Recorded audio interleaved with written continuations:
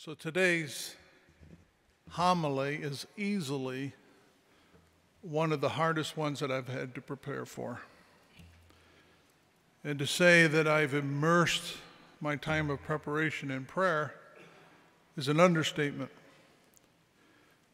But I believe that the Lord has given me a word to be shared with you today. And hard or not, I must preach it. And I'm reminded of the words of St. Paul. Necessity is laid upon me, and woe to me if I do not preach the gospel. And so I ask for your prayers, that my words not be mine alone, but that they be as God will them to be, and that God be glorified by them. And should my passion get the better part of me, know this: I'm not yelling at anyone. In the first reading, we hear how Samuel initially judged Eliab as worthy of being anointed king by the looks of his outward appearance. But God then tells him that he doesn't look at appearances. He looks in the heart. And we as a people of God must do the same.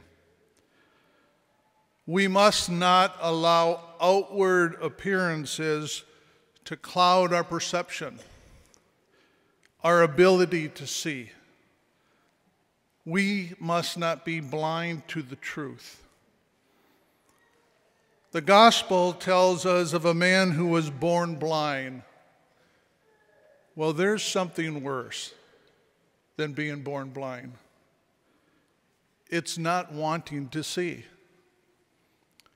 And even worse than that, it's seeing the truth and then either ignoring it or choosing against it. Jesus heals a man born blind. And that he was born blind is attested to by the man himself, as well as by his parents and his neighbors. And so the Pharisees questioned the man on multiple occasions on how he came to see. And each time the man explains how Jesus healed him. But the Pharisees, they refused to acknowledge the obvious miracle done by the hand of Jesus. But instead they dismiss it and they focus on the infraction of the law. They were intentionally blind, although they could see. And St. Paul tells us that those in the dark cannot see the light. The hearts of the Pharisees were so focused on keeping the law that they were blind to the one who was the giver of the law. So it wasn't that they couldn't see as many signs. It wasn't that they couldn't hear his words. It is that they deliberately chose to dismiss the obvious and instead chose to hold up the law as being greater than the truth that was right before their eyes. So very recently, I watched the film Unplanned. It is a very compelling story, true story of Abby Johnson. It is her story, but it is the story of hundreds of thousands of women as well. And a story that really honestly can only be described as a horrific journey through the valley of death. And for Abby Johnson, the darkness of that valley was entered into through the door of Planned Parenthood. Abby grew up in a family that was pro-life. But in college, She was told much of what many young people are told, and what is often touted as the mission of Planned Parenthood: to promote healthy communities by providing health care and education. Sounds pretty harmless, right? So Abby began to volunteer at a local abortion clinic, and over time, she became a rising star. She was named as Employee of the Year, and she became the director of that abortion clinic. And for 8 years, Abby helped facilitate close to 22,000 abortions, which Planned Parenthood would say was providing 22,000 women with health care. And then one day, Abby was asked to actually assist at an abortion. And as she watched the procedure on the ultrasound monitor, she got to observe firsthand what that sort of health care really looked like. And in a matter of moments, a womb that was created to protect and nourish the tender life of a little baby was made void. And the cruel reality of abortion shook Abby to the core. And I'm not going to describe the actual scene because it's simply horrific. And I know we have little ones here. They don't need to be subjected to the graphic reality of what happens during an abortion. But every person who is old enough to understand needs to see this movie. But I give you fair warning that the scene of the procedure cannot be unseen, because it reveals the truth. And it can't be explained away. It can't be ignored, because it is evil manifested. The very heart of the abortion industry is even darker than the worst of the Pharisees, because a Pharisee believed that the law of God was paramount, and that any infraction of the law was an affront to God. But those who advocate and promote abortion, they believe that the right to choose is paramount, and that any restriction on it is an affront to women. And so they, in effect, worship the law on abortion as though it were a divine right. This intentional blindness is like an evil darkness that has enveloped our country and the world.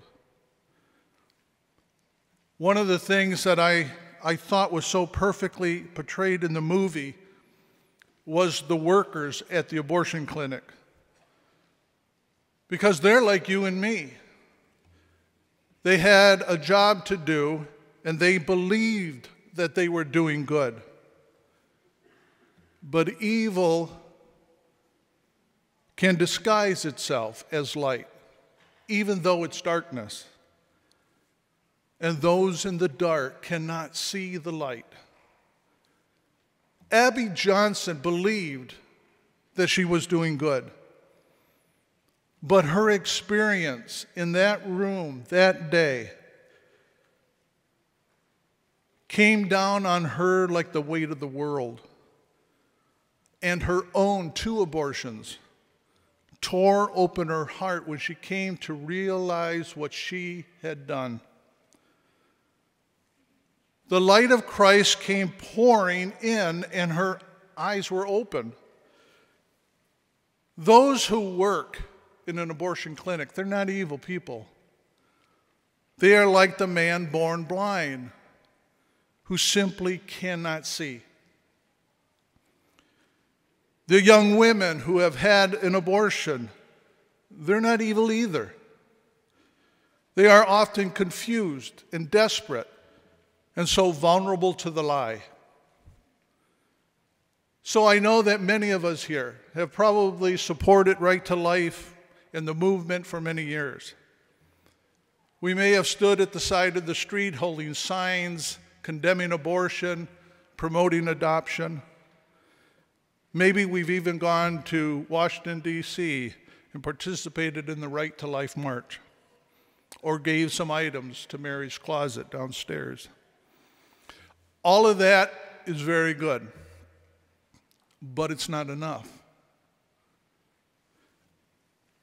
We must do what St. Paul tells us in our second reading.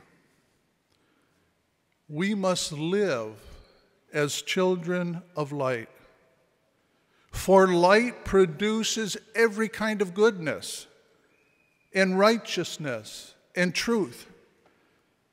We need to try and learn what is pleasing to the Lord and take no part in the fruitless works of darkness. Rather, we must expose them. For it is even shameful to mention the things done by them in secret. But everything exposed by the light becomes visible. For everything that becomes visible is light.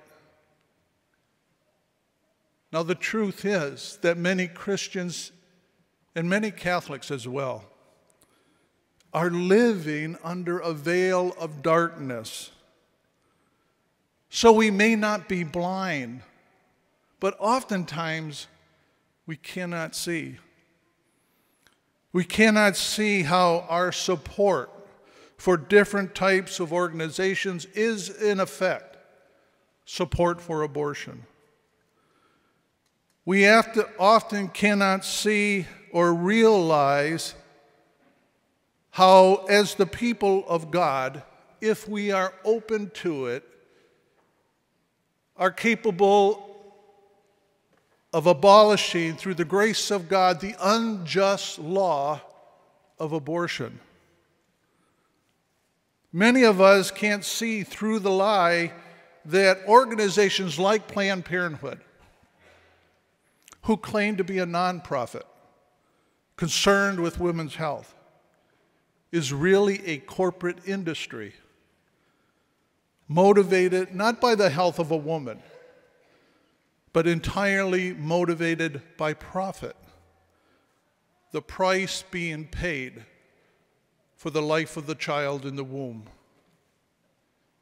And oftentimes we cannot see that our silence is our sin. As people of faith, we know that Jesus is the light of the world, and that anyone who seeks him or invites him to enter in will not be denied his mercy. For there is no sin greater than God's love for us. And I can't possibly emphasize that enough. Especially if anyone here has had an abortion, you need to hear this again. There is no sin greater than God's love for you. God's ways are not our ways. And I thank God for that. God's love is infinitely merciful, and it's available to anyone who would seek it. The movie Unplanned is a story of a woman who had 2 abortions and became the director of the abortion clinic. But most of all, it's a story of conversion and redemption. Whatever sins we might have committed, whatever shame or sorrows we might be hiding inside, know that God did something that no one thought was possible. He healed a man who was born blind and allowed him to see. He can open our eyes too. He can heal us. He can heal our country. And he's asking all of us to be advocates of his mercy, to be children of his light. We have a ministry here at Our Lady of Good Counsel, and it's set up to talk to anyone who may have experienced or participated in an abortion at any point in their life. And it's a safe place to talk with someone who has experienced an abortion themselves. It's confidential. It's a place where a woman can speak to a woman and a man can speak to a man. And the contact information is on the screen. It's also in our bulletin. And we have prayer ministers available after Mass for anyone who would like to be prayed with or prayed for. So may God forgive us our trespasses. May our God bless us. And may he guide us all into his eternal light. Amen.